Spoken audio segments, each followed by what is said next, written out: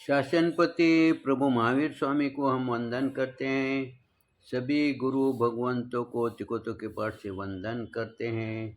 श्रद्धावान भाई और बहनों, आपके अंदर विराजित आत्मा को माजलगांव से सुभाष कोठारी का सादर प्रणाम, सादर जय जिनेन्द्र। उत्तराध्यायन सूत्र के 5वें वर्ग पर ये मेरा 12वां वीडियो है।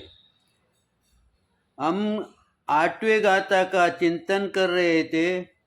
तवो से दंडम शंबरम भई तस्सेसु थावरेसु य आठाये अनठाये भूय गामम मीसई।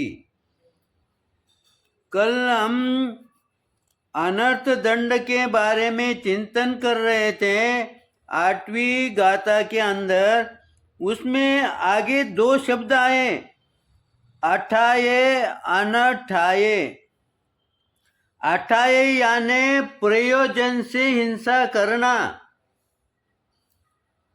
कोई हिंसा करने की है तो वो हिंसा कैसे करना, किस प्रकार से करना, कैसे उस जीव को सताना, ऐसा प्रयोजन अपने मन के अंदर निर्माण करना, धारण करना, इसको अठाये ऐसा कहा जाता है। इसीलिए गुरु भगवंत कहते हैं ऐसा जीव पहले प्रयोजन करता है निरठाये, और ये एक हो गया। और दूसरा निरठाये यानी कोई योजना नहीं, कोई संकल्प नहीं, कोई कुछ सोचना नहीं, कुछ नहीं, लेकिन हिंसा करने का ये भाव है। ऐसा जीव वो प्राणी की हिंसा करता है तो ये अनर्थ दंड में आता है।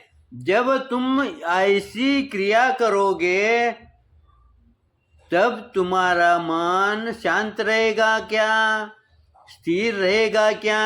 और तुम्हारा मन अगर स्थिर नहीं रहा, शांत नहीं रहा, तो फिर तुम्हारी द्रव्य क्रिया रहो, चाहे भाव क्रिया रहो, चाहे संसार की क्रिया रहो, चाहे धर्म की क्रिया रहो, वो सही गति से चलेगी क्या?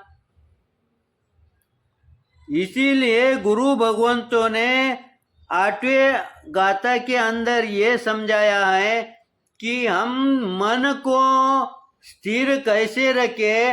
मन को स्थिर रखे तो वाणी मधुर होगी ही, उसके लिए प्रयास करने की जरूरत नहीं है। जब मन और वाणी ये अगर समझो संयम में होंगे तो शरीर ऑटोमेटिक संयम में आएगा। आगे के 9वें गाथा में गुरु भगवंत क्या कहते हैं? हिंसे बाले मुसावाई माइले पिसूने सड़े भुज माने सूरम मसम शेय मेती मनाई।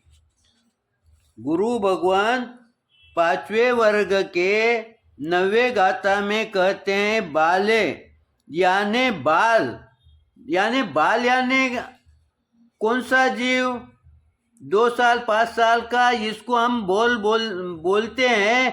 लेकिन यहाँ गुरु भगवान समझाते हैं जो अज्ञानी है वो बालक ही है।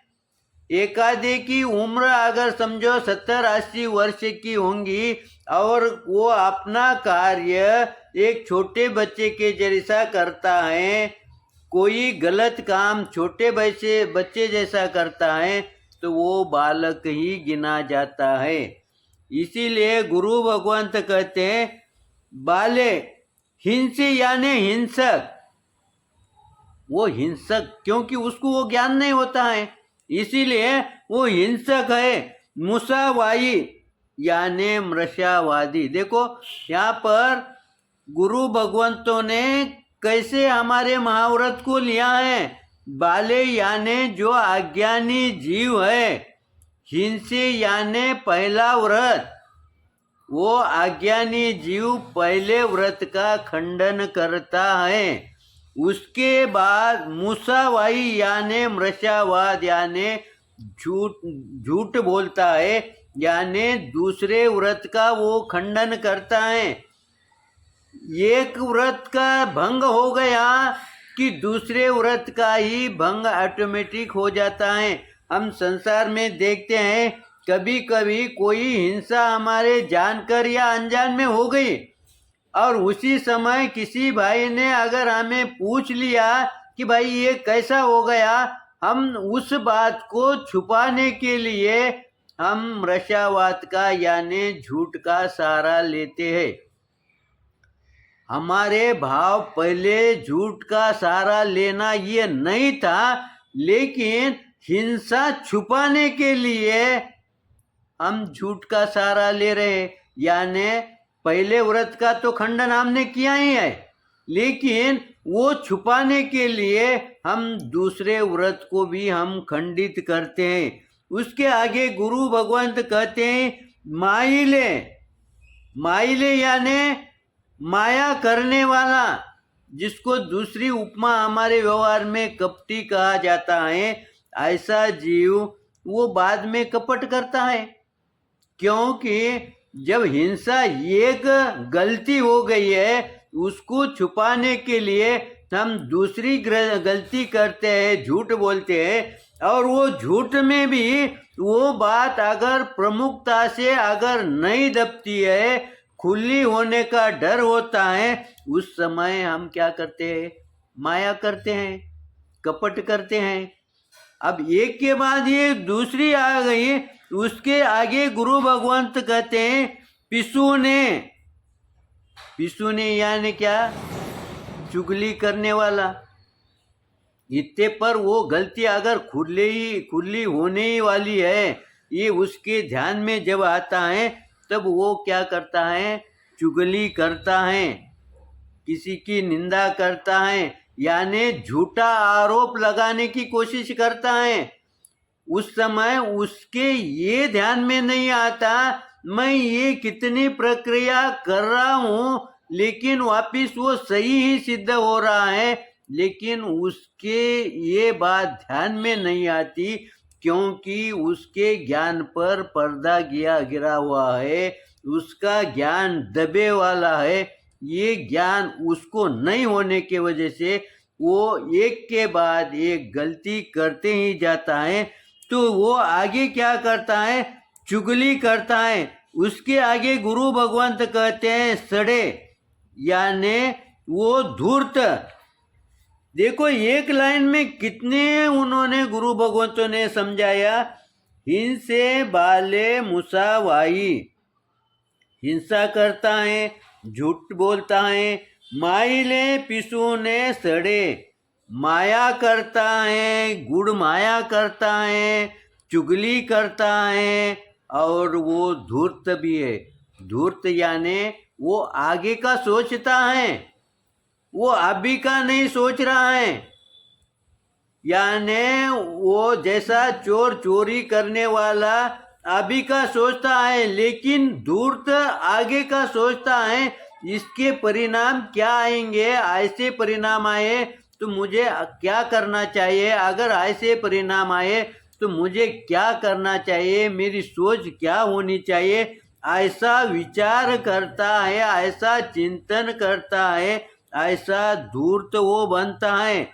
मूसम मुज्जमाने, यानी ये सब क्रिया करने के बाद जब उससे पता चलता है कि ये सब एक के बाद ये खुलते ही जा रहा है, दब रहा नहीं है, तब वो मद्य और मांस का आहार करता है, यानी उसके अधीन बन जाता है।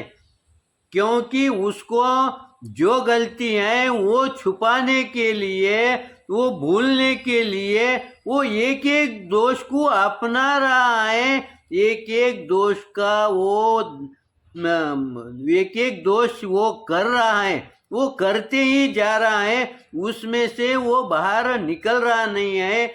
इसीलिए गुरु भगवान इस गाथा के माध्यम से हमें ये समझाते हैं, जैसे ही एक गलती की कि वो आदमी वो जीव गलती करते ही जाता है। इसीलिए हमें क्या करना चाहिए। जैसे ही एक गलती हो गई है, उसी गलती का हमने अगर स्वीकार कर लिया तो वो वहां पर वो लिंक टूट जाती है। जो अशुभ कर्म बनने की जो लिंक है वो टूट जाती है, उसको ब्रेक लग जाता है। इसीलिए गुरु भगवंतों ने इस नवे गाथा के अंदर हमें बहुत सुंदर ढंग से समझाया है कि एक गलती के बाद दूसरी गलती कैसे होती जाती है। मेरे चिंतन के अंदर निश्चित रूप से गलत आया होगा, उसके लिए आप निश्चित रूप से क्षमा करेंगे। सही आया होगा तो लाइक करेंगे, शेयर करेंगे। इसी आशा के साथ ओम शांति।